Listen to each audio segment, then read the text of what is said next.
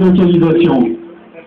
Et tout ça, bien sûr, pour des raisons qui sont désormais bien connues, des classiques, de crise internationale, de conjoncture et de manque de rentabilité par rapport aux exigences indécentes des actionnaires d'ABB.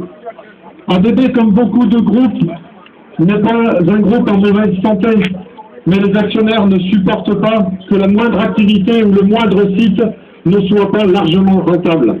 ABB, dans ce projet, cède elle aussi au dogme de la délocalisation et veut donc déplacer des productions vers des pays à moindre coût, mais pour autant sans se justifier, sans apporter d'éléments de comparaison avec d'autres solutions, notamment de maintien de l'emploi en France. Le projet de la direction est en effet présenté sans éléments chiffrés qui permettraient d'apprécier la pertinence économique des délocalisations envisagées.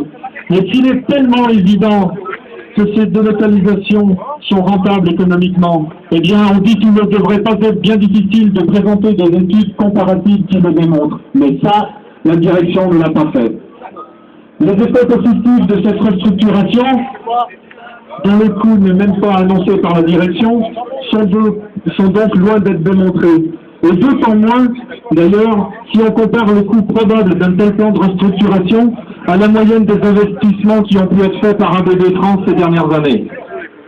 C'est donc dans ce contexte que le CCE d'ABB Trans a saisi la justice afin d'obtenir de la direction toutes les informations réclamées par l'expert pour établir un rapport complet.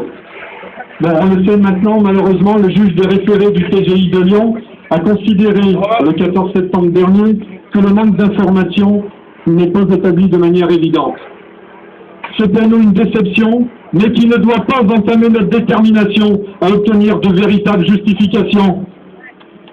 Pour la direction, la justification incontestable se trouverait donc dans, je cite, la réalité du marché qu'il est impossible d'ignorer. Mais il faut bien rappeler que